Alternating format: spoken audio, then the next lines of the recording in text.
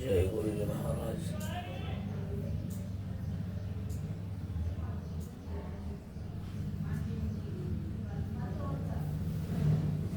हे गुरु महाराज, अब पाठ प्रारंभ करेंगे श्री महापुराण का। क्या आशीर्वाद। जय गुरु। टाइम निकाल गुरु।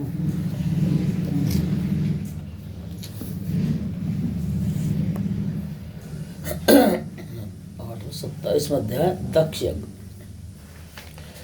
ब्रह्मदेव कहते हैं, नारद, इसी बात को लेकर कनखल नामक तीर्थ में प्रजापति दक्ष ने बहुत बड़ा यज्ञ किया, जिसमें भृगु आदि तपस्वियों को ऋत्विज बनाया गया। 28,000 ऋत्विज उस यज्ञ में आहुति देते थे और 64,000 देवर्षि मंत्र बोलते थे। जितने अधर्वर्यु और होते थे, उतने ही सप्तऋषि और नारदादिक ऋषि पृथक पृथक गाया करते थे। सभी गंधर्वों, विद्याधरों, सिद्धगणों, यक्षों, आदित्य समूह और सभी नागों को दक्ष ने अपने इस महायज्ञ में आमंत्रित किया था। अगस्त्य, कश्यप, अत्रि, वामदेव, भृगु, दधीचि,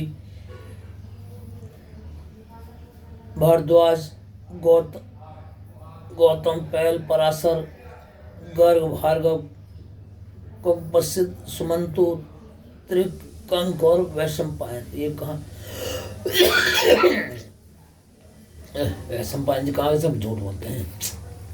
तो ये सभी ऋषि मुनि मेरे पुत्र दक्ष यज्ञ में आए।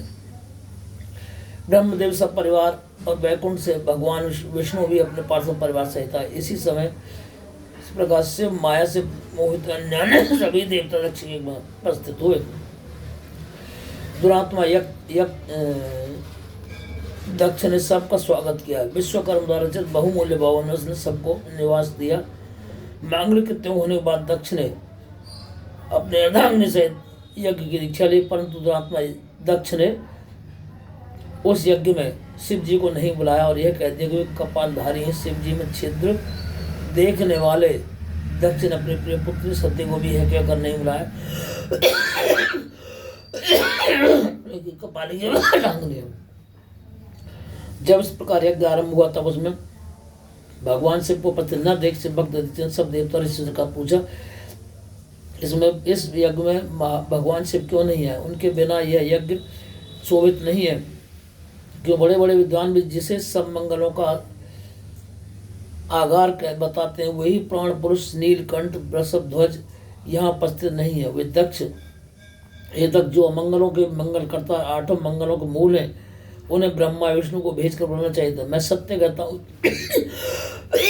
जब तक भगवान सदा से यहाँ उपस्थित नहीं होगा, तब तक ऐसे रहेगा, पूर्ण ही रहेगा। दधीचि जी वाक्य सुन मूल मंद बुद्धि दक्ष ने कहा, देवताओं के मूल श्री हरि तो आ ही गए हैं, फिर शिव जी की मुझे क्या आवश्यकता? यह कहो कि मैंने ब्रह्मा जी कहने से उसे अपनी पुत्री दे दी, नहीं तो उस कुलहीन माता पिता रहित भूत प्रेतों के स्वामी, अत्यभिमानी, मूर्ख, स्तब्ध, मानी और ईर्ष्या करने वाले को कौन पूछता? वह इस यज्ञ कर्म कदापि योग्य नहीं है, इसलिए मैंने उसे आमंत्रित नहीं किया। तुम फिर कभी ऐसे विचार न करना। मेरे इस यज्ञ को तो आप सब लोग ही मिलकर सफल बनाए।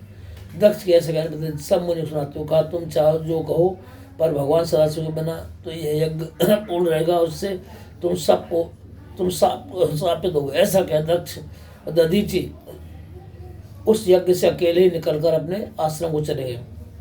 और इस प्रकार वहाँ जितने भी शिव भक्त थे, वो सब दक्ष को शाप देते अपने अपने आश्रम को चले गए।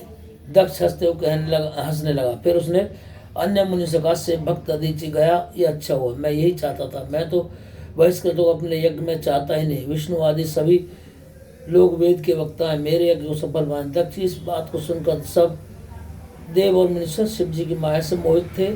उन्होंने देवताओं की पूजा आरंभ करा दी। हे मुनीश्वर, यह तो दक्ष आपकी कथा मैंने तुमको सुनाई, अब आगे यज्ञ विध्वंस का युग सुनाऊंगा, सो ध्यान पूर्वक चलो। इति 27वां अध्याय संपन्न। बोल भगवान शिव शंकर भोलेनाथ की जय, गुरु महाराज की जय।